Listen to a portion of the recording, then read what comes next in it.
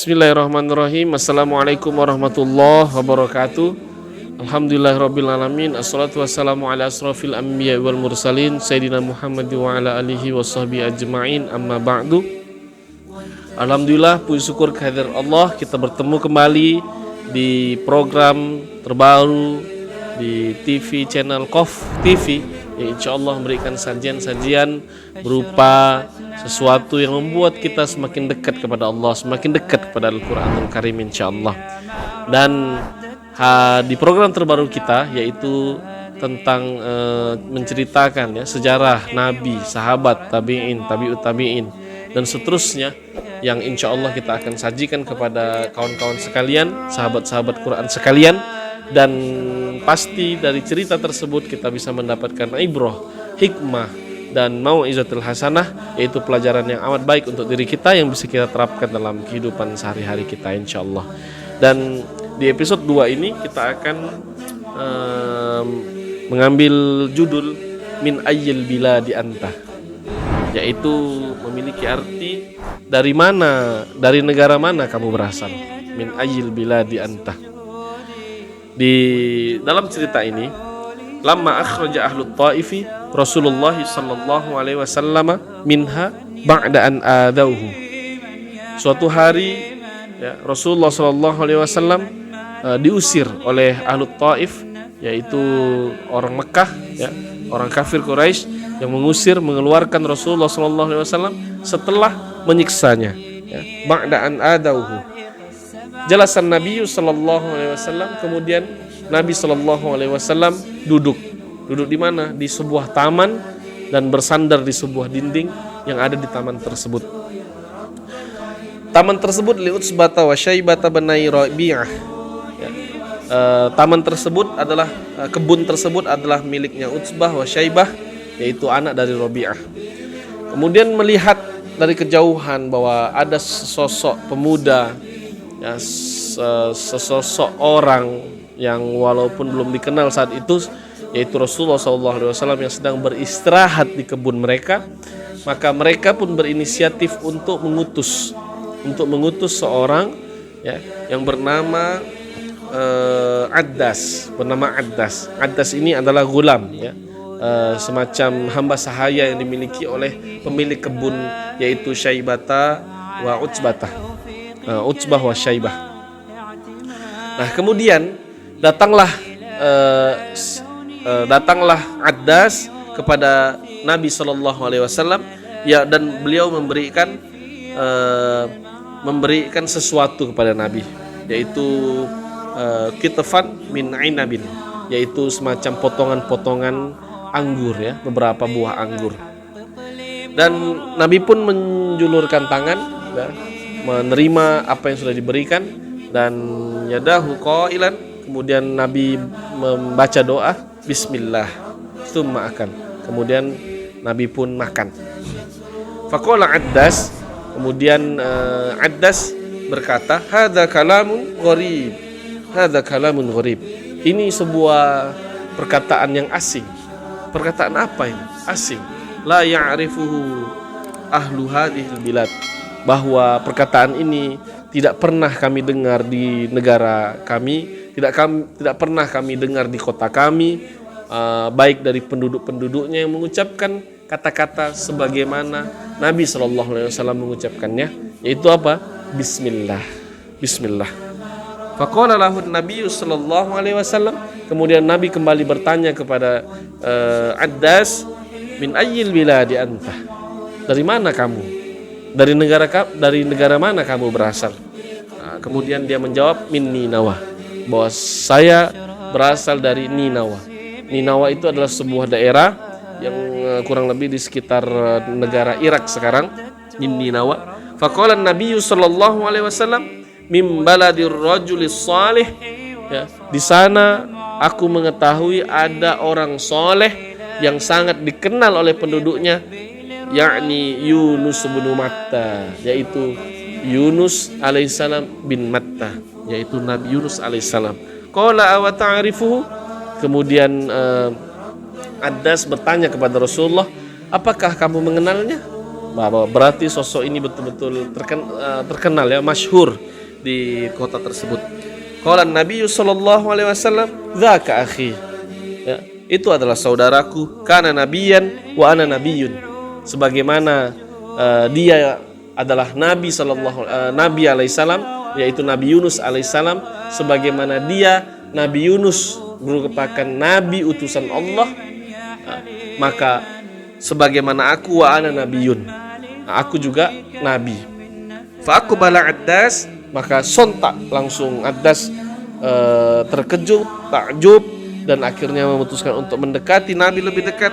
Yuqabbilu ra'sa Rasulillah sallallahu alaihi wasallam, dan memutuskan untuk mencium kening Nabi, ya, wa yadaihi, dan mencium tangan Nabi, wa a'lana islamah, dan menyatakan keislamannya langsung kepada Nabi sallallahu alaihi wasallam. Masya Allah, dari cerita ini kita bisa mendapatkan banyak sekali pelajaran. Yang pertama, pelajaran menghargai tamu, ya, bagaimana kita sebagai umat muslim, ya, harus bisa menghargai tamu sebagaimana yang diceritakan oleh kisah ini. Padahal tamu itu tidak dikenal, ya. Tamu itu belum pernah dijumpai, namun tetap tamu itu yang mungkin secara kebetulan tidak sengaja istirahat di tempat kita, maka tetap kita berikan layanan yang terbaik kepada dia. Yang kedua, yaitu semangat membantu. Bagaimana seorang Addas, ya, yang melihat ada orang yang sedang istirahat, yang mungkin memerlukan makanan, memerlukan minuman, maka dia berikan semua itu dengan sajian yang terbaik, ya. Itulah adab yang bisa kita pelajari dari kisah ini. Dan yang berikutnya, ya, di sini juga memiliki ibrah, yaitu sebuah pelajaran yang luar biasa yang bisa kita ambil dari Rasulullah SAW yang memiliki keramahan, ya, yang memiliki keramahan. Betullah memang firman Allah mengutus Nabi dalam rangka sebagai rahmatan lil alamin, sebagai rahmat bagi seluruh alam. Dan ketika Nabi SAW kedatangan orang asing yang tidak ia kenal, tetap Nabi menyambutnya dengan soft, dengan lembut, dengan hati yang betul-betul menyayangi, dengan hati yang betul-betul mengasihi, sampai-sampai, ya, tidak hanya keluar sekedar basa-basi, tapi betul-betul rasa ingin tahu siapa, ya, di mana asalnya, ya. Sebagaimana kita ketemu dengan orang baru, kita tanya asalnya dari mana, memang bapak dari mana, ibu dari mana, ya. Bahkan dari kelembutan bahasa kata-kata yang kita lontarkan itu bisa menjadi jalan dakwah, bisa di jalan dakwah kebaikan orang lain kepada agama Allah Subhanahu wa taala. Dan pelajaran berikutnya yang bisa kita ambil dari kisah ini, bahwa begitulah Nabi sallallahu alaihi wasallam menjadi uswatun hasanah, menjadi contoh yang terbaik.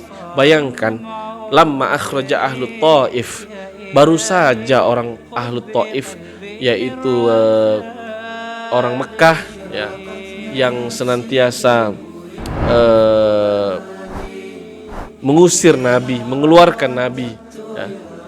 Baru saja istilahnya yang lagi habis disakiti, hatinya sakit, terluka. Seharusnya ketika bertemu dengan orang baru, pasti kita meluapkan kejengkelan kita, meluapkan ketidaksenangan kita, meluapkan rasa tidak suka kita, sakit hati kita. Tapi apa yang ditunjukkan oleh sikap Nabi kita sallallahu alaihi wasallam ini, justru beliau seolah-olah sudah mengikhlaskan apa yang sudah lampau, sudah melupakan apa kejadian yang sudah lalu. Ketika datang orang baru, ya, beliau tetap memberikan perlakuan yang terbaik, yang ramah, berjiwa besar, menunjukkan sikap yang amat bijaksana dalam berhubungan kepada sesama manusia. Maka dari sikap uswah, ya, yang betul-betul menyayangi, mengasihi sesama, maka Allah mengizinkan hidayah itu masuk ke dalam hati seorang Addas, yang sebelumnya bukan orang Islam, Namun ketika melihat akhlak Nabi, ya, melihat sikap Nabi, melihat jiwa tenggang rasa Nabi, justru memberikan hidayah itu bisa masuk tembus ke dalam hati seorang Addas dan menyatakan keislamannya.